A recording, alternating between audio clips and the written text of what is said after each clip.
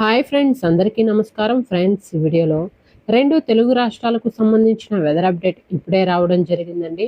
వీడియోలోకి వెళ్ళి పూర్తి వివరాలు తెలుసుకునే ముందుగా మన ఛానల్ని సబ్స్క్రైబ్ చేసుకోండి.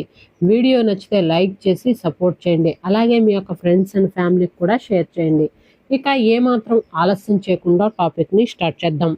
బంగాళాఖాతంలో తీవ్ర అల్పపీడనం బలహీనపడింది. అల్పపీడనానికి అనుబంధంగా ఉపరితల ఆవర్తనం ఏర్పడినట్లు వాతావరణ శాఖ అధికారులు తెలిపారు.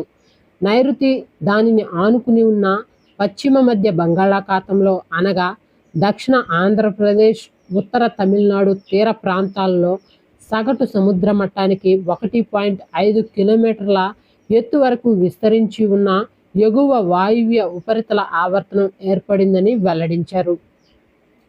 ఈ అల్పపీడన ప్రభావంతో ఇవాళ నెల్లూరు, ప్రకాశం సహా దక్షిణ కోస్తా జిల్లాల్లో విస్తారంగా వర్షాలు కురుస్తాయని వాతావరణ శాఖ స్పష్టం చేసింది. అయితే ఇవాళ, రేపు, ఎల్లుండి 3 రోజులు వరుసగా అనంతపురం, వైఎస్ఆర్ కడప, అన్నమయ్య, సత్యసాయి, చిత్తూరు జిల్లాల్లో సహా రాయలసీమలో 1 లేదా 2 చోట్ల మోస్తారు నుండి భారీ వర్షాలు కురుస్తాయని ఐఎండీ అంచనా వేసింది. అల్పపీడన ప్రభావంతో కోస్తా తీరం వెంబడి గంటకు 65 నుంచి అధికముగా 70 కిలోమీటర్ల వేగంతో బలమైన గాలులు వీచే అవకాశం ఉందని అధికారులు తెలిపారు. రానున్న 2 రోజులు రైతులు అప్రమత్తంగా ఉండాలన్నారు. ఇప్పటికే ప్రధాన పోర్టుల వద్ద 3వ ప్రమాద హెచ్చరిక జారీ చేసి అధికారులు స్పష్టం చేశారు. మత్స్యకారులు వేటకు వెళ్లవద్దని సూచించారు. ప్రతికూల వాతావరణ పరిస్థితుల కారణంగా రానున్న 2 రోజులు ప్రజలు ప్రాముఖ్యంగా అప్రమత్తంగా ఉండాలని ఐఎండీ కోరింది. విశాఖపట్నం వాతావరణ శాఖ అధికారి మీడియాతో మాట్లాడుతూ రానున్న 2 రోజులు జాగ్రత్తగా ఉండాల్సిన అవసరం ఉందన్నారు. తీవ్రమైన గాలులు, భారీ వర్షాలు కురిసే కారణంగా వాతావరణ శాఖ అధికారులు ఈ రీతిగా స్పష్టం చేశారు. అనవసర ప్రయాణాలకు దూరంగా ఉండాలని ఆమె పౌరులను కోరారు. మరోవైపు తెలంగాణలోనూ భారీ వర్షాలు సంభవించే అవకాశం ఉందని తెలిపారు.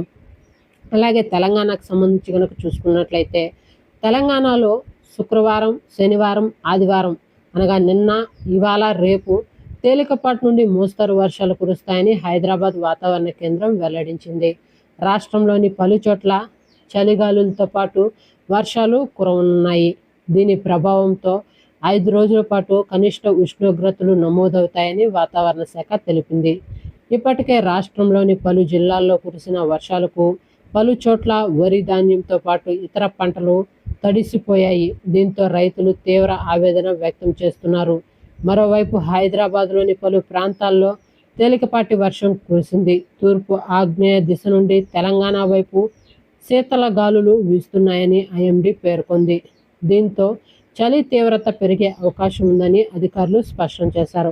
అవసరమైతే తప్ప ఇంటి నుంచి బయటకు రాకూడదని ప్రజలకు అధికారులు స్పష్టం చేశారు. ఓకే ఫ్రెండ్స్, చూసారు కదా 2 తెలుగు రాష్ట్రాలకు సంబంధించిన వెదర్ అప్డేట్. వీడియో నచ్చితే లైక్ చేయండి. మన ఛానల్ని సబ్స్క్రైబ్ చేసుకొని ఫాలో అవుతుండండి. Thank you.